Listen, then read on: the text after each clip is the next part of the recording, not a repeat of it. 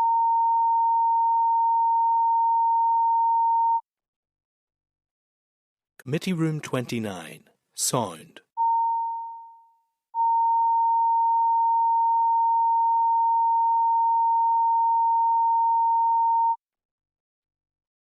Committee Room 29, Sound.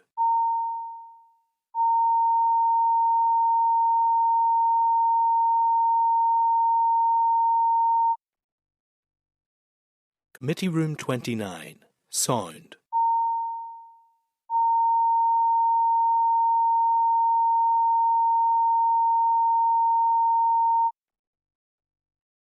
Committee Room 29, Sound.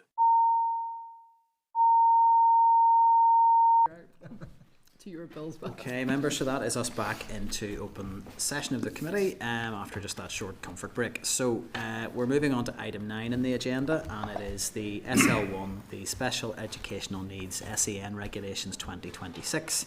And we have Niamh Devlin joining us from the Assembly Research Service, who's prepared a briefing paper for members at page 251 of your packs.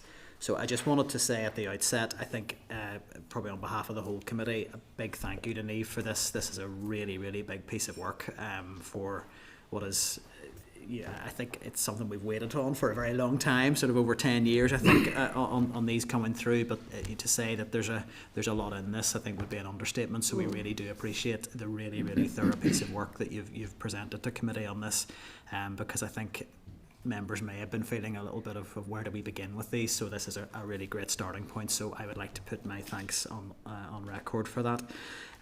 So I think at this stage I'm happy to hand over for you to brief us on the paper. There may be particular key areas you want to highlight, but I'm conscious that there is a lot in there, so it's over to you really in terms of how much you want to do in initial remarks, and then we'll move into questions from members.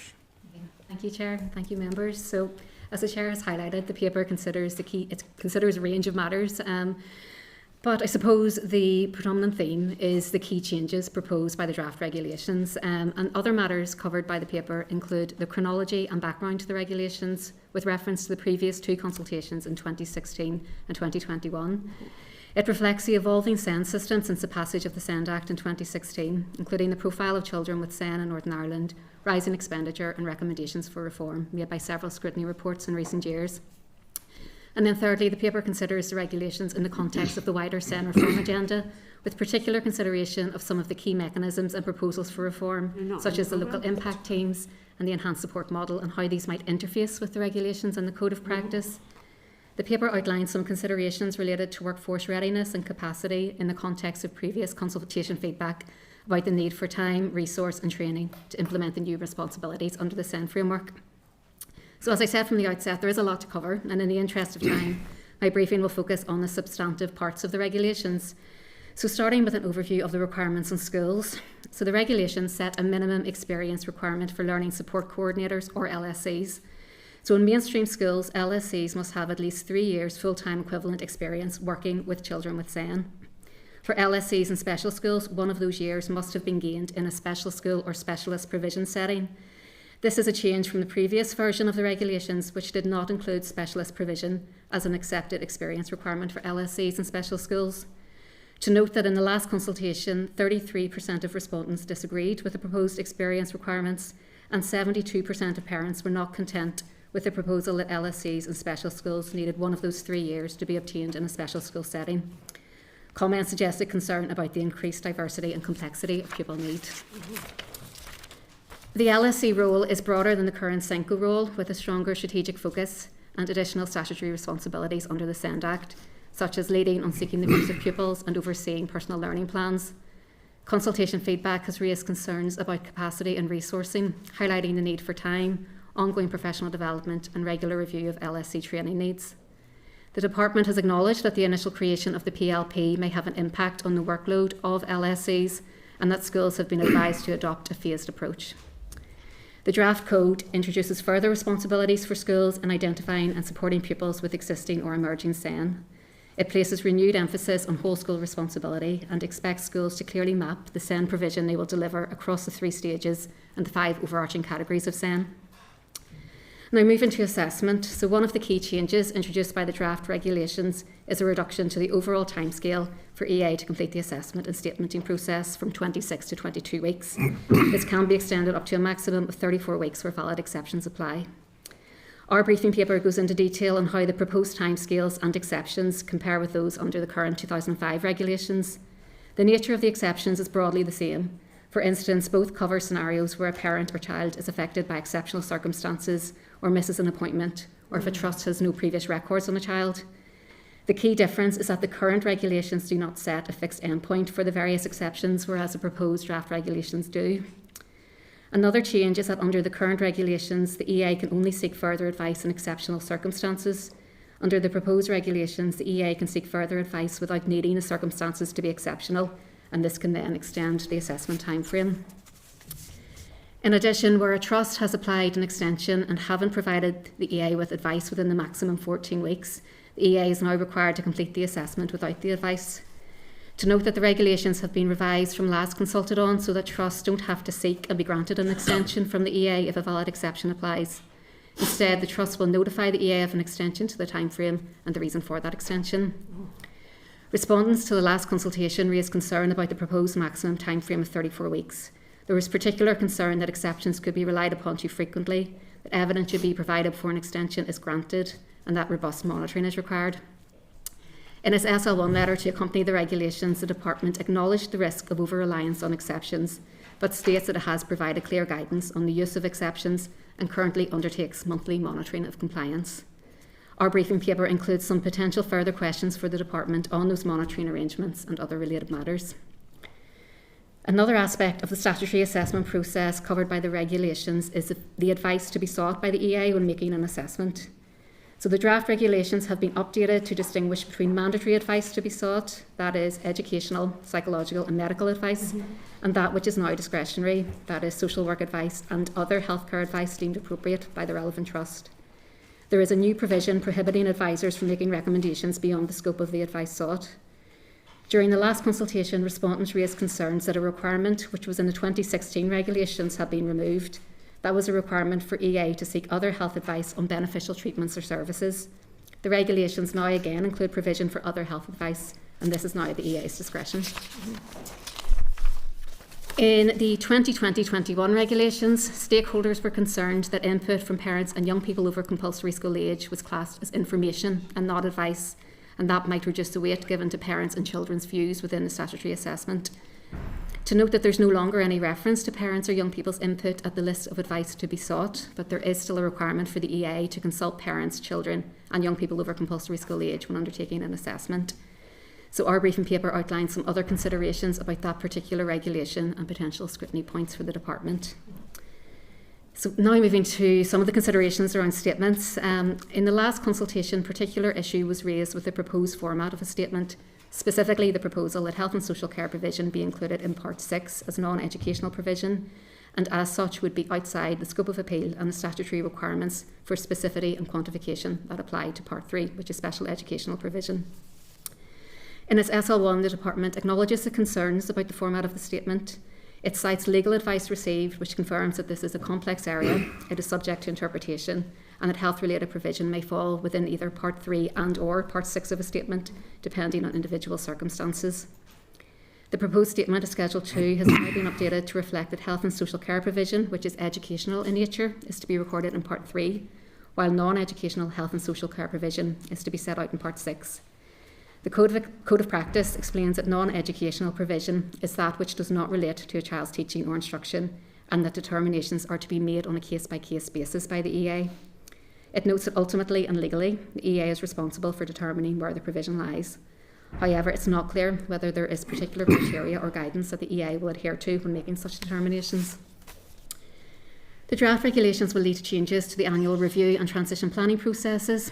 For instance, a meeting to review the statement will no longer be required each year, although parents or young people can ask for a meeting if one is not to be held. The draft regulations introduce a 4-week timeframe for the EA to decide, following receipt of an annual review report, whether a statement should remain in place, be amended or cease. The Code clarifies that schools must notify the EA where updated health and social care or other advice is required to inform the annual review process. If the Trust is unable to provide that advice within a 6-week timeframe, the EA is to make its determination without it. Where children attend school, principals will assume the responsibility for preparing transition plans for pupils with a statement from Year 10, rather than the EA who currently hold this responsibility. The new draft regulations have been updated to stipulate that the EA is required to approve transition plans within 6 weeks of receipt. In the consultation, respondents highlighted the need for support and guidance from the EA Transition Service to meet their new duties. So finally, to the last few parts of the regulations. Part 6 enables the transference of rights from parents to children once they reach compulsory school age. Where a child is assessed as lacking capacity, those rights revert to the parent, who must act in the child's best interests. Some of the main considerations from the last consultation were about how capacity determinations would be carried out and by whom. The regulations have been updated to clarify that determinations will be carried out by an EA, educational psychologist, within 4 weeks of a request, using a standard format set out in Schedule 3. Part 7 of the regulations makes provision related to the independent mediation service required under the SEND Act. When the draft regulations were last consulted on, some respondents expressed issue with the timescales associated with some of the steps in the mediation process. For instance, concern was expressed at a regulation which suggested that the mediation certificate may not be issued if contact wasn't made with the mediation advisor within 4 weeks of receiving the relevant notification. That certificate is required by a parent or young person to lodge an appeal, so there was concern that the right of appeal would be blocked. The department has acknowledged this issue and has adjusted processes and timeframes accordingly. There's no longer a set timeframe, for instance, within which parents or young people must contact the mediation advisor to inform them of their intention to appeal. Another point to note is that the draft Code of Practice states that an appeal to the tribunal must be made within 3 months of having received the relevant notification from the EA, not 2 months as per the SENDIST regulations. It might be that there's a proposal to extend the timeframes for tribunal submissions to account for mediation processes. However, this isn't clear from the regulations, the code or the associated documentation, so this might be something that the committee might wish to see clarity from the department on. And then finally, the regulations prescribe time limits for the EA where a tribunal has found in favour of the relevant party or in the case of unopposed appeals. Some of the timescales for compliance under the draft regulations have been extended from those under the existing framework and as previously consulted on. For example, the prescribed period for the EA to comply with a tribunal order to make or amend a statement is now proposed to be 8 weeks, not 5 weeks, as per the current regulations. And in the case of unopposed appeals, the timeframe for the EA to conduct an assessment is now proposed to be 8 weeks, not 4 weeks. There are further considerations, and some potential scrutiny points for the department in our raised briefing paper on those particular points and others. Okay, so I appreciate there's a lot of information there and a bit of a fast-paced tour through that, so I'm very happy to take any questions. Thank you for that, Niamh. Look, there's a lot in there, and my suggestion would be, and I think we'll get to this at the end, that probably the department may not like it, but that we do raise all of those scrutiny points with them, because I think if we're going to get through this, we would need to do so. There's a couple of things that I wanted to pick up specifically. One of them was around annual reviews, which there are some changes. There's the right of appeal, which is probably going to, I imagine, be perceived as broadly a positive development by parents, but I would have some concerns around, is there capacity in the system to manage a high volume of appeals? But one of the issues is moving away from the need to have an annual review in a meeting format every year. And I worry that perhaps parents who are not happy with the provision their child's getting, unless they're aware of that right, that they would almost be required to opt into that, or they can ask for it. Is that anything that came through when you're preparing the paper, or any concerns around parents having to request an annual review in year if they're not officially scheduled to have the meeting? That did come out of the consultation, yes. That there was reflection of the fact that the annual review process, and the meeting in particular, is a useful mechanism for parents to convey if they have any concerns or recommendations about their child's statement. And there was some concern about that particular point, that parents would be required to opt in rather than opt out.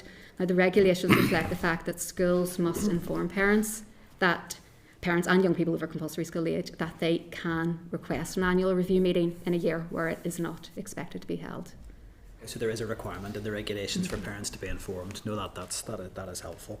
And then there's a lot of material in there. I think a recurring theme through the report is, does the system have the capacity to deliver this? We're looking at learning support coordinators or SENCOs, schools' capacity to sort of lead on the transitions processes. There are definite concerns. Clearly, that there's almost built into it that sense that health may not respond in time, and that we can carry out assessments without them, which would be a bit concern to me. So there are probably broader capacity issues to pick up with the department.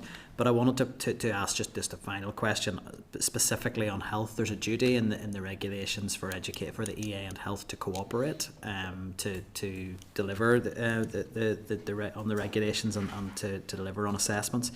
Is there any sense of how that will be enforced or monitored, or detailing of what that cooperation looks like? Is there any more detail on that? I can't say that I have seen that explicitly written into the regulations.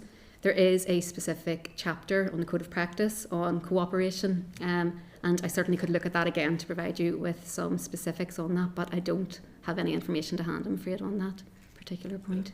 Definitely a concern coming through about the delays with health evidence coming through. Yes. One of the main concerns reflected through the consultation was potential over-reliance on the use of valid exceptions, and particularly the maximum 34-week timeframe to complete the statutory assessment statementing process, should those valid exceptions apply. Now, the department has indicated that it has produced guidance on the use of valid exceptions, and that it has monitoring in place to monitor compliance with the statutory timeframes, and there are some questions and further potential points for consideration for the department on that within our paper. I do think some of the interactions with health in there I would have some concerns with. It's a recurring theme of evidence in this committee that the relationship's not always as effective as it could be between the two departments. So if we're building in regulations that require cooperation, I'd be keen to understand how that will operate. So if that isn't one of the specific scrutiny points, that might be one that we want to pick up. That's probably everything from me at this stage. Deputy Chair, did you want to come in? Yeah, just one question really. The paper Niamh mentioned the critique from the Children's Law Centre, and I'm just wondering, do you foresee that, and it wasn't just the Children's Law Centre, but other stakeholders and the trade unions and so on, do you see that having any implications? I mean, do you see storm clouds on the horizon? Is this the critique, specifically the open letter that was published a couple of weeks ago? Yeah. Yes. I mean, I know that, or I understand that CLC are up next week, so it'd be beneficial, obviously, to put that to them directly. I suppose some of the key considerations that I've reflected from that letter within the paper are the interface with some of the core mechanisms, such as the local impact teams, and some of the concern about the capacity and resourcing of the local impact teams, given that those are a key mechanism within the new Code of Practice in enabling access to supports and services for pupils at stage 2. Yeah. So it may be a case of capturing more information from the department on the resource and the capacity and some of those concerns. Certainly the department has indicated that the local impact teams aren't yet at capacity, and there is further resource to be recruited. So it would be useful to get some information from the department on any mitigation to address those concerns. I suppose one of the other worrying aspects of the letter was that the Children's Law Centre are suggesting that some of the actions proposed may be unlawful. Would you have any opinion on that? I wouldn't, given that I'm afraid I don't have a legal background myself, and I wouldn't be in a position to respond on that. Okay, that's all. Okay. Thank you. Thanks. Thank you, Deputy Chair. Any other indications, Michelle? I don't know if this is in your if you can answer this. So if it's not for you, please don't worry. There's kind of a live issue now around in terms of statements and the kids who are guests in that over compulsory school age kind of category, and their access to services once they move out of the special schools. And it's whether the statement will state that they have a learning disability or they have a learning difficulty. Is there anything in terms of the new statements that provides any guidance in terms of how those things will be categorised? I know when you're talking about capacity later on and whether they have capacity, you said educational psychologists will make that determination. My understanding is an educational psychologist, for example, could only diagnose a learning difficulty, but if you don't have learning disability on your statement, it would appear now that people are then getting a brick wall in terms of their access to services once they move out of special school. Is there anything in the regulations that would provide comfort to families around that? I suppose the main regulations, or the most relevant regulations to the point that you're making, are in relation to transition planning, and the regulations relative to transition planning are very much about the process and the procedure. They don't make specific mention of the responsibilities, or that's getting into the specificity and things like that. Yes, so the code of practice does provide further detail. It does have a paragraph on I suppose it suggests the benefit of schools getting consent from parents and young people over compulsory school age to share relevant information with a further education college or a training provider. Mm-hmm. And some of the relevant information it suggests is the statement or the PLP. But it does make clear that for a young person aged 16 leaving school and moving on to an FE college or a training provision, that the EA will no longer have responsibility for maintaining that statement. So I suppose that is the most relevant aspect of the code of practice to your question that I'm aware of, but as I say, it's not written into the regulations per se. Thank you. Just to pick up on that, I mean, I imagine we probably come across this in the same context, that when you visit a lot of the sort of day opportunities providers, they often say that they have real difficulties in actually facilitating young people accessing those services when they're leaving school, because they don't have that diagnosis of a learning disability. So the trust will often just say no, you can't get direct payments. And it does occur to me that when we're looking at transition planning, that if parents aren't being advised as that being a potential barrier to accessing those services, they may simply leave school assuming that pathways will open up to them that may not. So I would suggest that might be one to raise with the department as well. And I think we could do that in writing now to ask, it may not need to go into regulations, but I think some sort of guidance at transition planning stage, if health are at the table, they should be advising parents of that, but I don't get the sense they are. Yeah, I mean, I think it was just sort of getting a steer from you in terms of what's there now, and definitely asking the department and maybe CLC next week with their technical expertise would add a bit more to it, but it's definitely a live issue now. No, it definitely is, and it factors into if you don't have the diagnosis. Right, Sorry, you don't get a social worker potentially. So. In health, and there is a section, I should say, just whilst you were talking, that came to me, in the code of practice, the transition planning section, there is reflection on the role of health and social care and their responsibilities in relation to young people with disability. I certainly can go back to that and get you more detail, but may be useful to further follow up with the department on that. And under section 4 of the SEND Act, there is a responsibility on EA and health and social care to coordinate in the identification, assessment, provision of support, and also in transition planning. So that is written into the primary legislation. It's just worth noting that. But as I said, I'm afraid I don't have the specific details of the code of practice on that. I wasn't sure that you could, but I just thought it was worth saying what you had discerned from it in that area. Thank you. It's really helpful. And we have Alma from Caleb's Calls coming to committee further down the forward work programme, and again, I think getting her input on that would be helpful. But it's an issue that is just raised by parents all the time, so I think that is a helpful one. Any other indications at this stage? No. Okay. I don't think there's anything else from me. I think probably a lot the scrutiny points are the bits that are really helpful there, and I think lots to pick up both with department and EA and the law centre. But our members agreed at this stage that we do raise those points in writing with the department at this stage. I know there's a lot of them, but there's a lot in the regulations, so I think we do need to take them forward if we're all agreed. Agreed. Okay, Niamh, thank you again for your work, and we may come back to you for more on this, so thank you. Thank you. Can I just check again through the clerk? Anything else arising from that we would need to pick up? No, we're just in the background. I've been speaking to the teaching unions, and obviously they represent other professionals in schools as well. So on the 20th of May, we'll have ICTU and possibly NICT as well, addressing mainly this issue, but also some other issues that they want to bring to committee.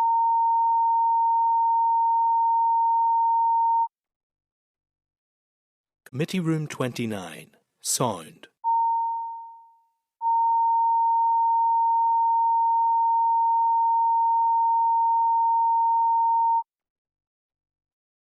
Committee Room 29, Sound.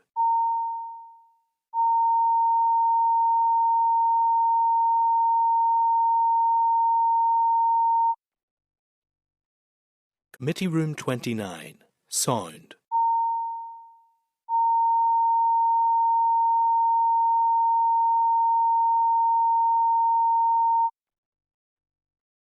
Committee Room 29, Sound.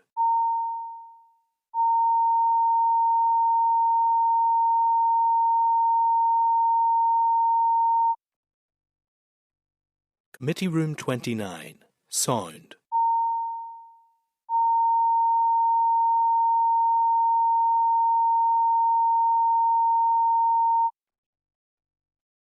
Committee Room 29, Sound.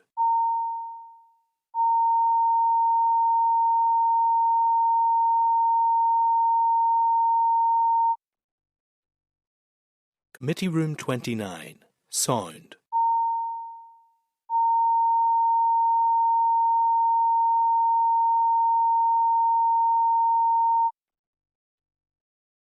Committee Room 29, Sound.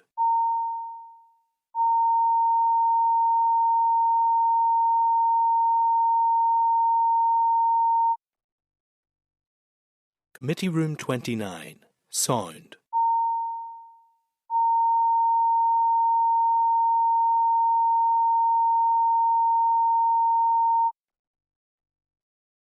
Committee Room 29, Sound. Committee Room 29, Sound.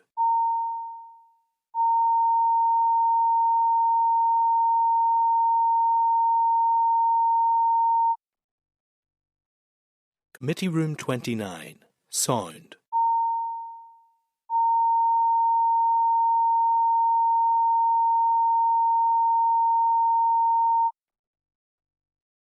Committee Room 29, Sound.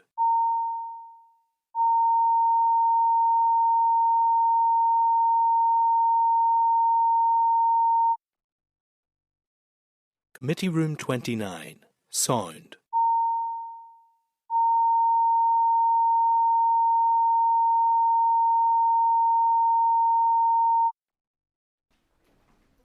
Okay, members, so that's us back into open session. And just to confirm for anyone rejoining the live stream, we had a discussion with the Bill Office and Assembly Legal Services around the draft committee bill on the right for all pupils to have the choice to wear trousers in schools, and two options of a draft bill were presented, and the committee made a decision to proceed with one of those.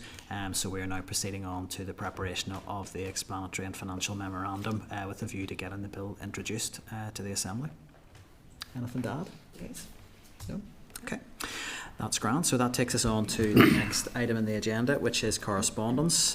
So I would refer members to pages 334 to 377 of your pack, where there's 10 items provided under correspondence with the summary note at page 334. And as usual, I'll go through anything that requires committee discussion or decision. Other than that, it will be as per the summary note. So item 11.02 on page 335, it's correspondence from an individual with some specific questions on the education holiday meal payments bill, and a range of maybe wider questions around some equality considerations on wider educational issues. I would be happy to hear members' views on this. I would be proposing that we add that correspondence to the bill folder, and potentially if there are substantive points that need a response for I don't know if it would be appropriate to refer to the bill sponsor for a response to any of those, but it's for the committee to decide on that. I mean, adding to the bill folder seems appropriate at this stage. Members are agreed. I don't mind answering. Do you have any advice to offer on that? Well, I mean, it's correspondence to the committee, but I guess the questions are for the sponsor of the bill, I would have thought. So I think if they could be forwarded to the bill sponsor for the bill sponsor to decide if it requires a response or not. So we agreed? Item 11.03, page 337. It's the investing activity report for the Department of Education for April 2026. I propose we note. Members are agreed? Agreed. Item 11.07, page 369. It's correspondence from an individual relating to the SEN regulations, which we've discussed today, 2026, and specifically around post-16 transitions for SEN pupils. So it does set out obviously quite a difficult personal context that this individual is dealing with in terms of transition planning. So I would want to suggest that we add the correspondence to the papers for the consideration of the Special Educational Needs SEN Regulations 2026 as the correspondence is relevant to that. And potentially we could highlight some of the specific issues that are raised around the challenges being faced when the department and EA are in, obviously without giving any personal details away at that stage. But also I would suggest respond to the individual indicating that the committee has a briefing scheduled on transitions with Caleb's calls at its meeting on the 3rd of June, and again we can highlight those issues at that stage if members are agreed. Danny, did you want to come? Yeah, no, I think that's a good way forward. I think transitions hasn't really been overly discussed in here, and it's not just for health and economy. I actually think there's a place for education here as well to help with that transition period. And I do think when Alma comes in, it's something we can really look into and hopefully play a part in our own inquiry as well. So I think it's really important. No, I absolutely agree. And some of the evidence we've had through in the inquiry, even the written evidence that's come through, has been really clear on that need for legislation to address this. There are statutory duties that exist in education already, and the feedback we get from parents is that the provision is just really, really patchy. And I think anything that we can do through this committee to strengthen that aspect of things, I think we should be focused on doing. So I'm certainly with agreement to go back to the correspondent on that basis. Item 11.08, page 371. It's a response from the Minister of Health on the role of health visitors in early intervention for children in the period before they commence formal education. There may be issues to pick up there when we have officials in around the child early learning and childcare strategy, but other than that I would propose we note. Agreed. Item 11.09, page 373. It's correspondence from an individual regarding the future and proposed closure of Wallace Prep School in Lisburn.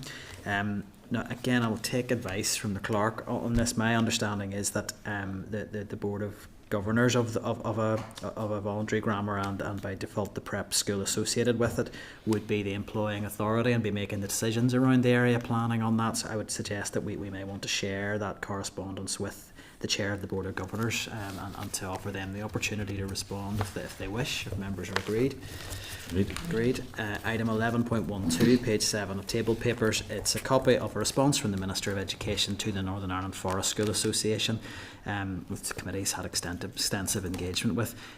Minister states that there are currently no plans to develop a standalone outdoor learning strategy and that this will be considered as part of a wider review of the Northern Ireland curriculum. I would note it's a disappointing response. We did have cross-party support for a committee motion on the standalone strategy on outdoor learning, but I think we probably do, I would want to suggest, need to now await the outworking of the work around the curriculum review, but I would suggest this committee would want to keep that issue under close review and may want to pick that up with the Minister again if we're agreed. Agreed. I think there was one other item of correspondence that came in late, if I remembered that correctly. I thought it was the transitions one. Is it the transitions one? So we've got that noted. Okay. So other than that then, are members content Is there another one? There's another one. Yes, I thought there Sorry, was. Yes, Mark. yes. I think in Mark's additional paper there was another. I'll just come to that so that we can deal with that at the right time. Yeah, my tabs.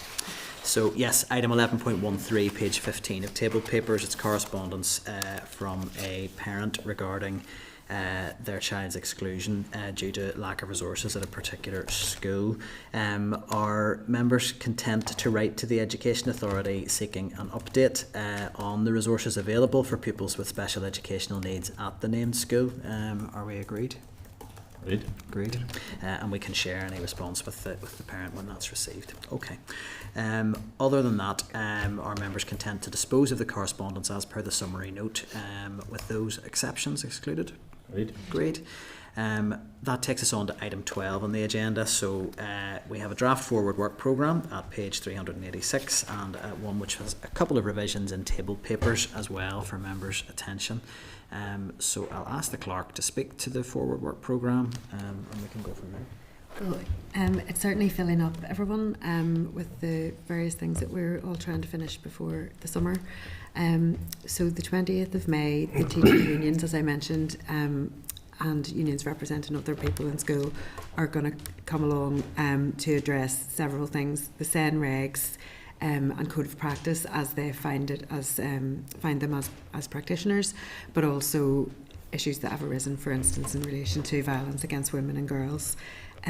So ICTU are definitely coming that day, and potentially a panel from NICT as well.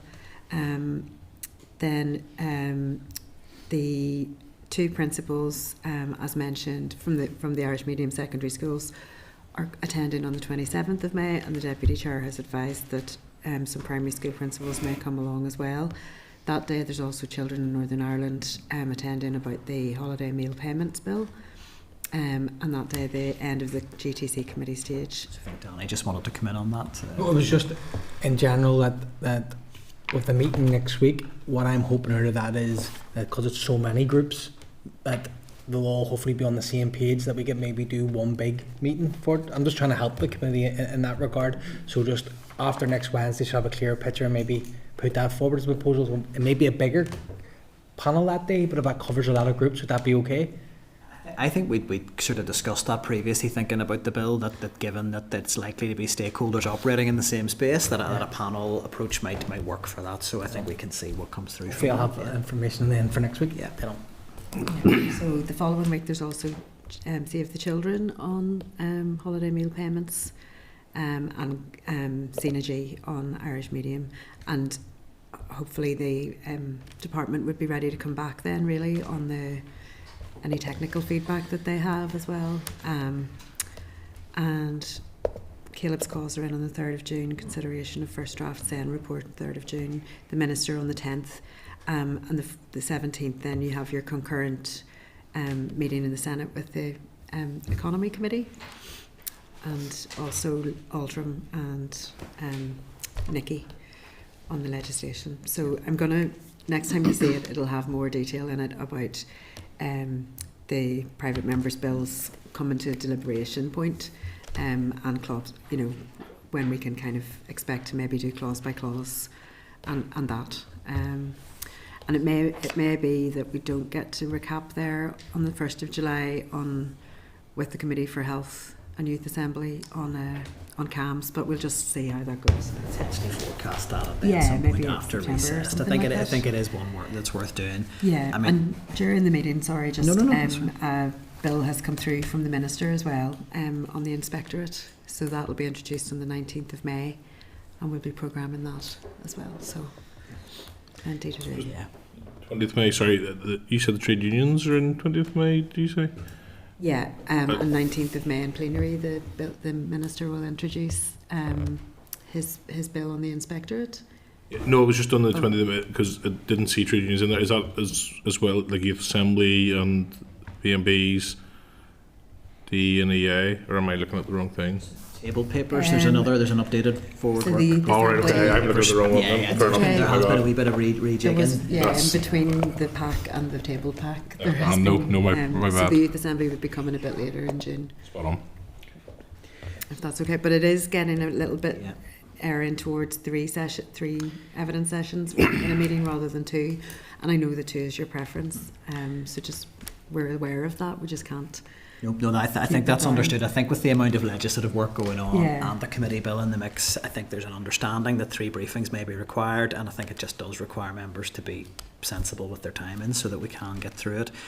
I just wanted to first of all thank you for putting all of that together, because there's a lot of moving parts with this at the minute, so that we really do appreciate that. I just wanted to highlight it to make sure my understanding is correct, that it probably 17th or the 24th of June, that based on our timelines for the Irish Medium Education Workforce Plan Bill, that we would need to be looking at moving to at least informal clause by clause at that stage. Would that be your sense of the timings on that? Yeah, I mean that's possible if the committee feels that there's nothing else, that it needs to find out or explore. Yeah. Yeah, I suppose I'm just flagging it. It's either that or meetings in the summer. So that might just help. No plans in July, to be fair. Or additional. I'm happy to come in. An additional meeting. Things on July. An additional meeting for a close by clause if we needed to. Yeah. Yeah, you could just have like an hour maybe. We could just for that one action. Yeah. Okay. But we would still need Hansard and all of that because it's legislation. So. Okay, no, thank you for that. So nothing else on forward work programme? Not that I can think of just now. Nope, that's Thanks, fine. Chair. I didn't even get on with. That's grand. So item 13 then is any other business. Is there any other business? No. Item 14, date, time and place of next meeting. So that's scheduled for Wednesday the 13th of May, 2 p.m. in room 29 and online. And leaves me to put the question at the committee meeting does now adjourn. Are we agreed? Agreed. Committee room 29. Sound.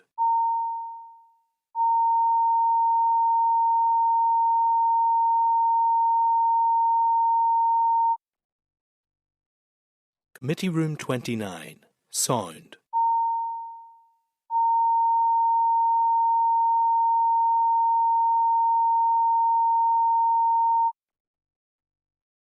Committee room 29. Sound.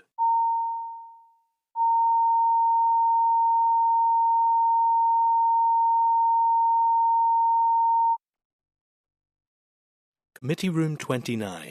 Sound.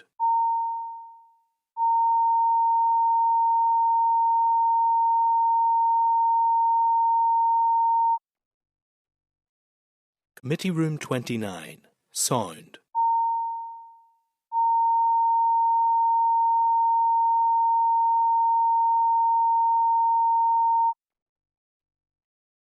Committee room 29. Sound.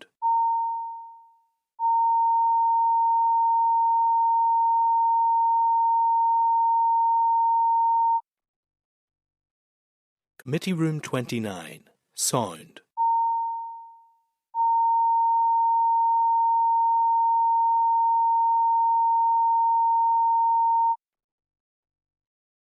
Committee room 29.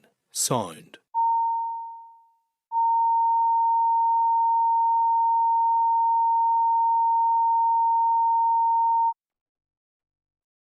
Committee room 29. Sound.